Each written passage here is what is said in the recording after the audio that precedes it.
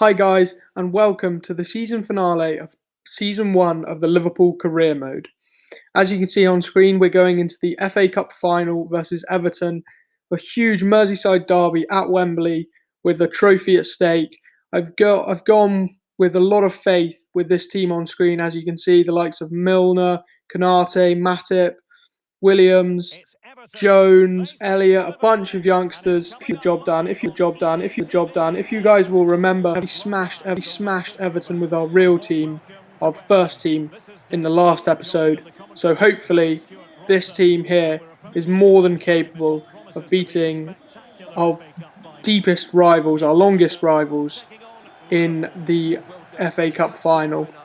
It's a very bright day at Wembley. It's a bit annoying the way that the sun works at Wembley. So like half your team is playing in the sun and then a little bit's in the shadow. It is a bit annoying sometimes, but yeah. I mean, apart from that, this is a fantastic occasion, and hopefully we can go out and get the trophy.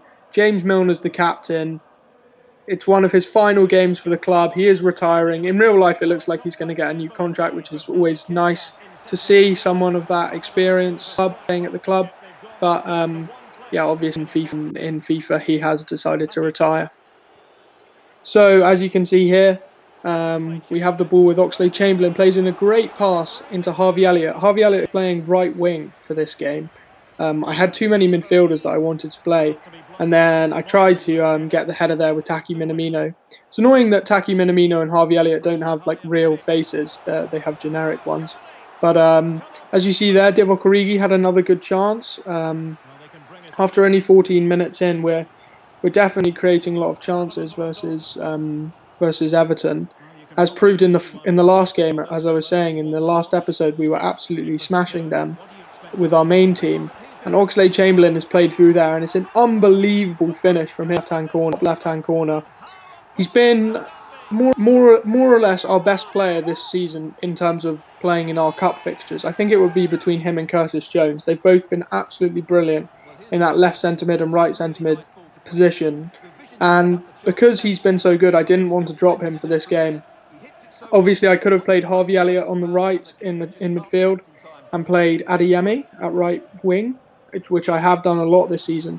But I just wanted to keep the faith in the likes of Oxlade-Chamberlain and Jones, who'd got us to this final. And as you can see there, Curtis Jones, the other man I was just talking about, with an unbelievable goal there. Honestly, I don't know what the stats are. We'll have to check it at the end of the episode.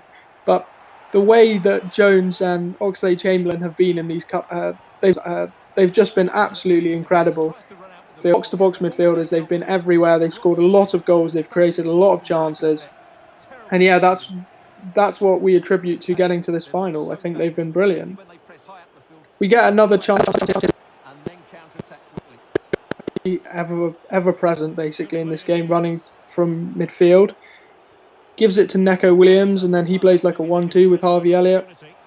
And Elliott, like Mo Salah, comes in off that right and tries to bury one, and it's a great save from Jordan Pickford. So yeah, I mean, bit of a scare there, as you see, as Konate tried to do a driven pass across. It was okay. He was helped out by Matip with a great tackle.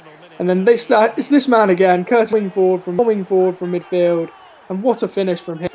Pickford's not saving that one. And we're 3-0 up at half-time. This team is actually so good. I've said it so many times in so many different episodes that I want these guys to play in these kind of games because it gives them a development chance, time to grow, time to play well, time to get their development plans going quicker. And playing them in these kind of games is actually fun because it's not like you're just smashing them with your Premier League team or your first team playing every single game, which is just unrealistic in real life. Like, people just can't play every single game. So it's good fun to try and win these cup competitions with sort of more rotation-worthy players. But Tom Davies had a chance there. Luckily went over the bar with Elliott. Chance with Elliott here. Puts in a decent ball, but unfortunately the big man Divock couldn't get onto it. They go down the other end with James Rodriguez, who obviously hasn't played at all this season. Cade Gordon? No, that's a Liverpool player. Anthony Gordon for them. And then they managed to get the ball into Allen. to get that goal back. So 3-1 in the 60th minute, give or take. And that counter-attack from Everton was quite nice. I had to be careful because this wasn't like the best midfield. I was obviously playing Keita in midfield as well. There was no like normal holding midfielder, like someone who has holding midfield as their actual position. But James Milner then went into midfield after that. What a plan, what a pass from him into Diogo. So much space. Jota came on off the bench, and I believe someone else, I think maybe Minamino went off on the left, and then one of our midfielders, maybe it was Keita, went off as well. So I was able to put Milner into midfield just to give us a bit more protection at the base. You see Milner here now. Great pass into Oxlade-Chamberlain, and for all it's worth, I thought that was going in, but it's a great save from Pickford. Just now in the final minute, just running down the clock, Townsend can't get past with Neco Williams, and that is confirmation that we have won the FA Cup in our first season in charge. A really good performance, as I was saying, from all of the youngsters and the experienced players that couldn't quite get into the first team. They've put in a really good shift in the cup season. I think we got knocked out of the Carabao Cup quarter final maybe against Leicester, and then we've gone all the way in the FA Cup final. So huge credit to the likes of Milner, Konate, Kelleher in particular. He's been fantastic. Jones, Oxlade-Chamberlain, Divock Origi, Minamino, Neco Williams. There's so many to name, but on man for man, they've been fantastic in these cup competitions, and the fruits of their labour is that they all got a chance to start in an FA Cup final in a Merseyside derby at Wembley, and they've gone out and won it. James Milner, in potentially one of his last appearances in professional football, captains the side, and he'll be the guy to lift the FA Cup trophy. He absolutely deserves this. In real life as well, he's been made to play with a lot of youngsters. He's made to play in a lot of FA Cup games, almost basically as one of the only senior players occasionally. With a lot of youngsters, he's been played out of position at left back, he's played right back, he's played on the wing, in midfield. He's literally played everywhere. And once again, he's managed to lead this team to absolute greatness in terms of, winning the FA Cup. That's all I could have asked for at the start of the season from this group of players. Obviously, the likes of Kelleher is rarely going to get a chance in the Premier League. The likes of Neco Williams, because the people like Alisson and Trent, I'm just not going to drop for these players who are about 70 rated. But these guys have had their chance in the cup competitions, and they've taken them as well as they could have done. Hopefully, they'll grow to become better players. That in the future, we can start giving them games in the Premier League or in the Champions League. Hopefully, in future seasons, we can do that, especially with the likes of Elliott, Jones, Konate, when the likes of Thiago, Hendo, maybe Van Dijk, Matip, when they move on, hopefully we can give those guys a chance in our main team. In terms of this game versus Southampton, we've returned to pretty much a full-strength side. Alisson in goal, Kostas Tsimikas, Van Dijk, Gomez and Trent in the back four. Obviously, Robbo's still out injured. Got Thiago, Fab and Hendo in midfield, and Mane, Jota and Salah up front. And we tried to get Salah in very early there. Their guy in goal, I'm not sure who it is. It might be Willy Caballero. Tries to make a good, and unfortunately for him, Jota, and he had a really good chance, but it was a really good save from their keeper actually. I don't know if it is Caballero. I know he plays with them in real life, but it could just be another ball keeper. But excellent ball in there from Trent. Unfortunately, Mo Salah didn't quite gamble onto the back post. But we had a lot of chances in this game, as you can see. Mane putting the ball in. Salah now trying to wriggle, get some space. They managed to clear it again. And we just try and win the ball there. But because I've dived out of position with Van Dijk and then I've dived in with it again with Gomez, they ended up with a one-on-one. And thankfully, Armstrong takes a heavy touch and Alisson with some very brave keeping, getting down by the attacker's boots. But this game was, hugely decided. The types of chances that we were creating, as you can see, Jota's just unmarked at the back post. It's such an easy goal, great ball in, and there's no one even competing for the header. He can just pick his spot into the corner. Free header inside the 6-yard box. He's never going to miss that. Jota is fantastic in the air. So In terms of getting off to a good start in this game, that was really good, and the chances would keep on coming. Moments later, when we came into and their half again, we get Jota on the ball. He tries to find Salah. He does exactly that, and Salah cuts in, and it's a really good finish from him. He has their left back on absolute toast, and he's able to slot that into the back of the net. Good finish from him. Good finish from him. He's just scored his 100th goal for the 30th goal for the club in real life, and obviously he's added another one in our career mode season right here. I think that's something like his 22nd goal of the season, maybe, which is incredible when you consider that we had to take him out for 3 games when he went to AFCON. And similarly, so in real life, I think he's on about maybe 17 goals so far this season. So he could easily get up to 22 in real life, if not more. But Chris, Southampton did have some chances in this game. Normally, I concede a lot of chances, but in this game they didn't have as many as I would be accustomed to give away.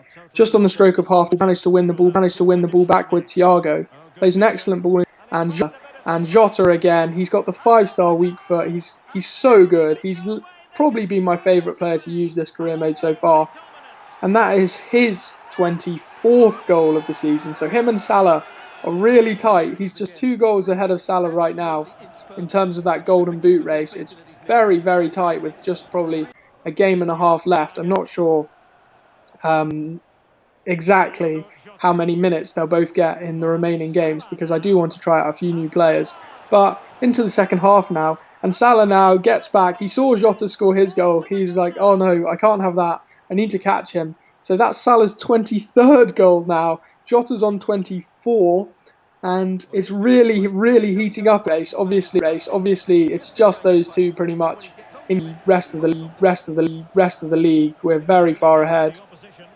And as you saw there, it briefly popped up on screen that Salah had 22 goals in 33 games, which is a fantastic record. However, we did concede nothing more really than a consolation goal. We're already 4-1 up. We're creating a lot of chances. Zaza, if you guys remember, the guy who took that awful penalty in, was it the Euros or the World Cup? I can't really remember, but yeah, the stuttered run up and then he smashes it over the bar.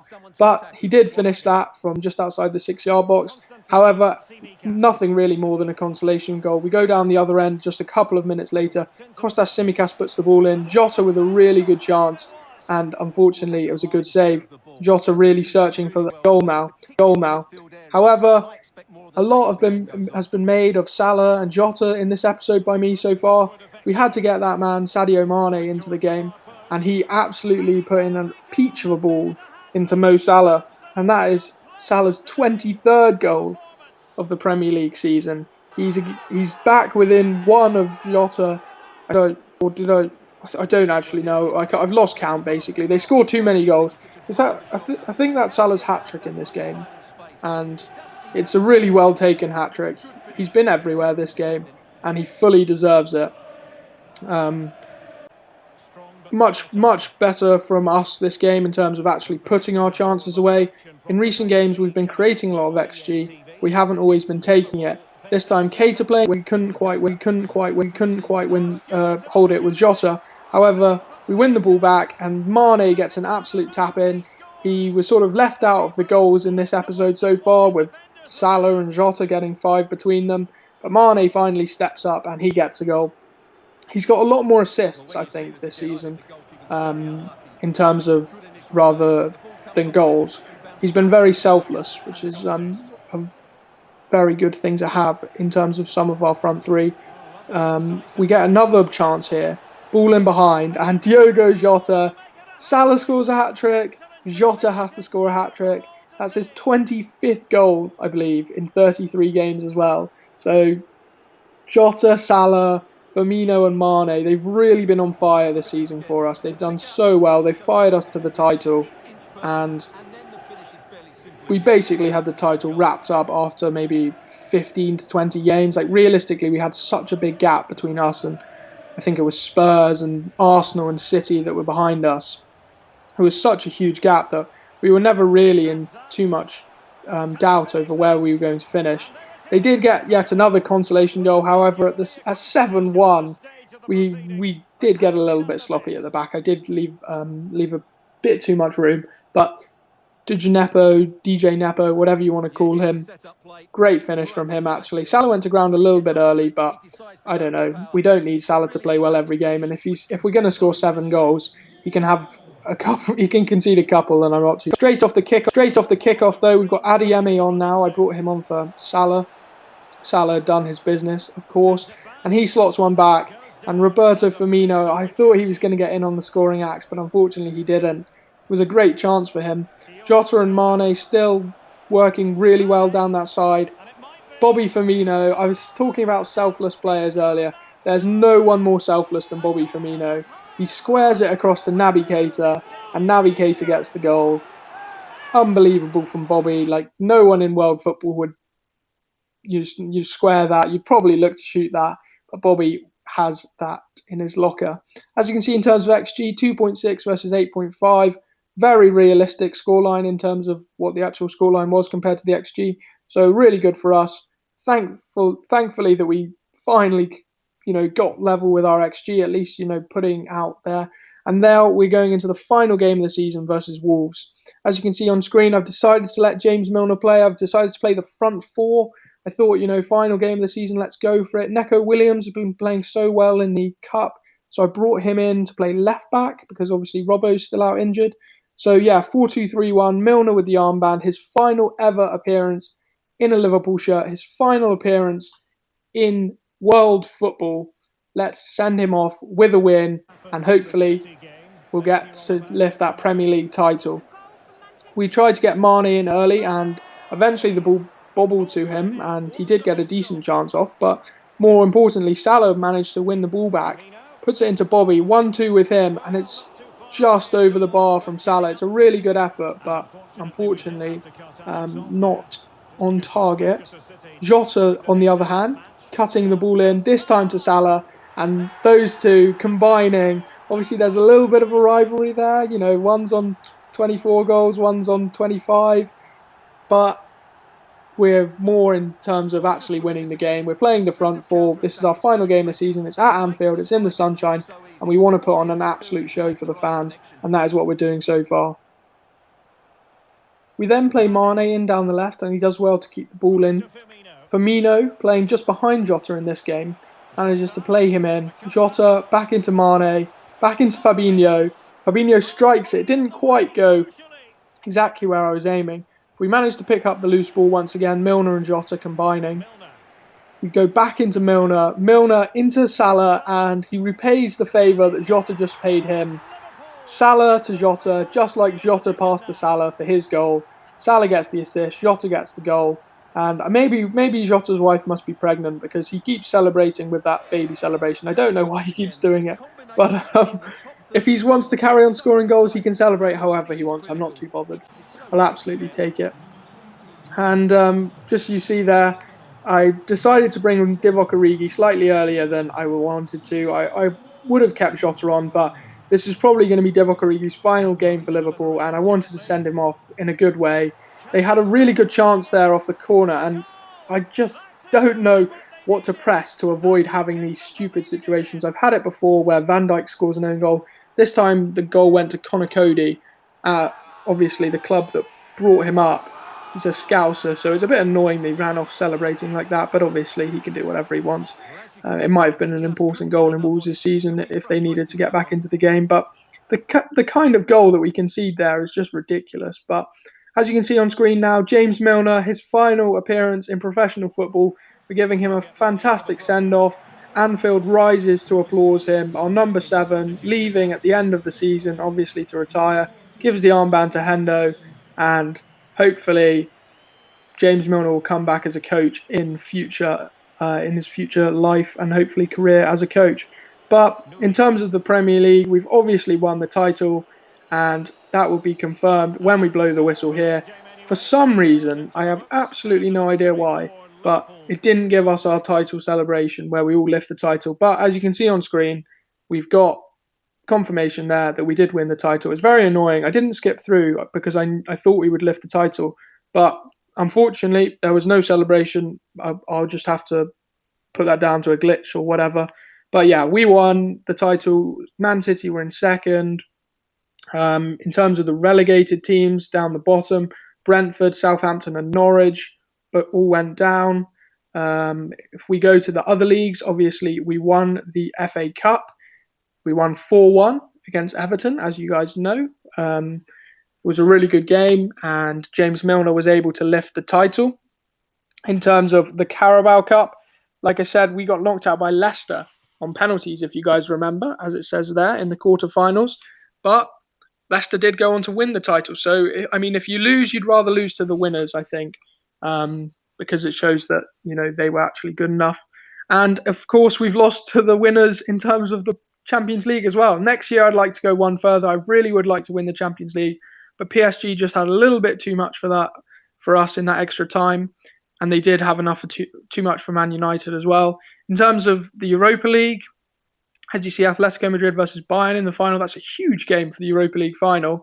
And then in terms of the Conference League, Olympique Lyon won that. So that's a really good, really interesting win for them. In terms of the Championship, who we'll be seeing next year will be Sheffield United, Bournemouth, and then one of Fulham, West Brom, Swansea, and Preston coming up through the playoffs. I'm not sure who it is right now, but obviously when we get into the season 2, we can see who it is. In terms of people going down, Blackpool, Peterborough, and Hull.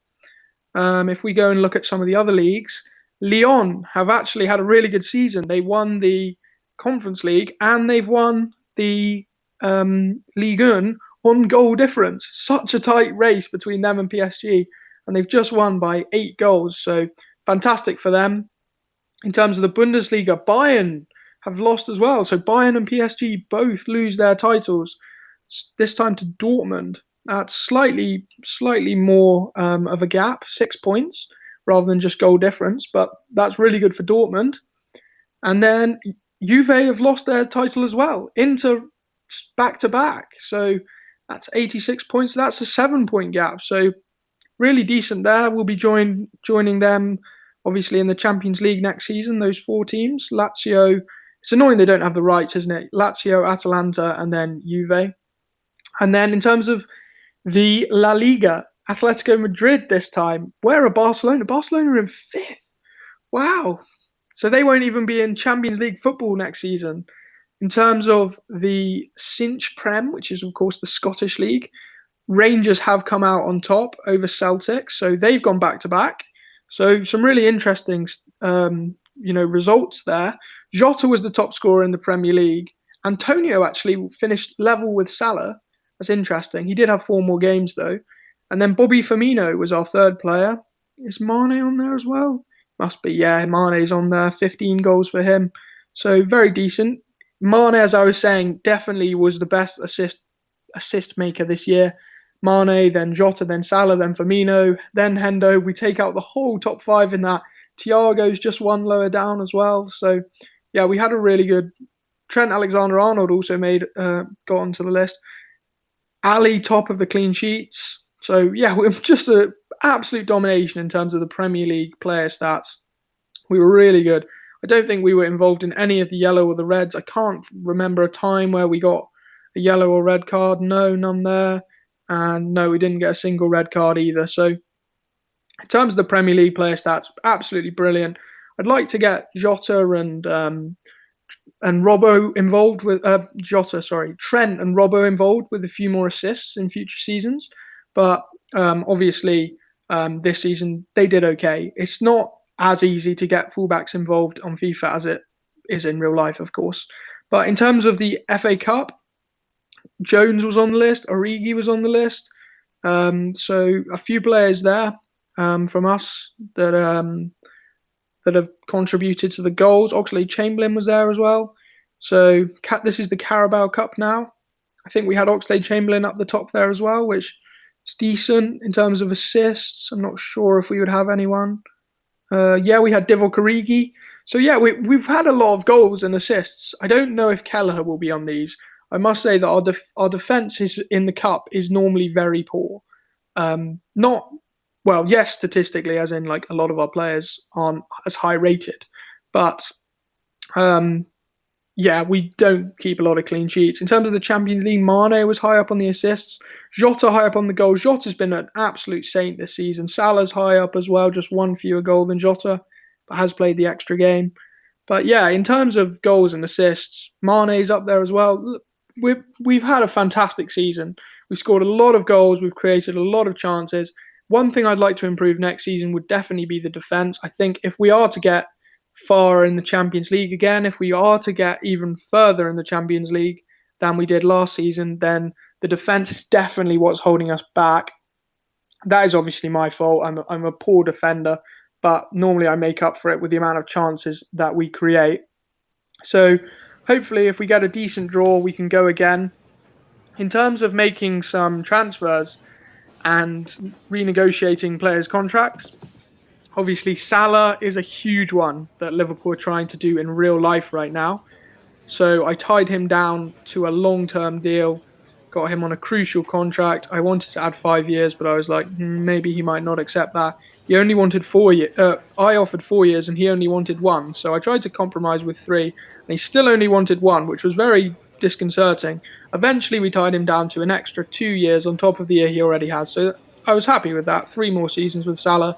He'll be 32 by the time that comes around, and he probably will deserve another contract then, but he was happy with 300k. I believe that's sort of been touted in real life, somewhere between 300 and 400. The club want 300 and he wants about 400, but I just went straight in with 300 and he seemed happy with that. I also renegotiated with Mane and with Roberto Firmino, as you can see on screen, the confirmation, the handshake with his agent and with the players to get both of those deals along the way.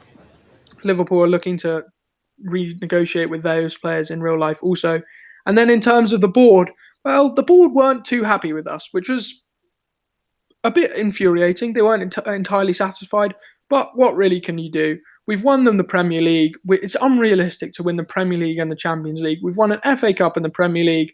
I'm very happy with that in terms of our first season. I'll see you guys in the next episode where we'll go through the end of season player awards, goal of the season, bunch of other stuff. Thank you guys for watching. Leave a like if you enjoyed it, and I'll see you in the next one. Goodbye.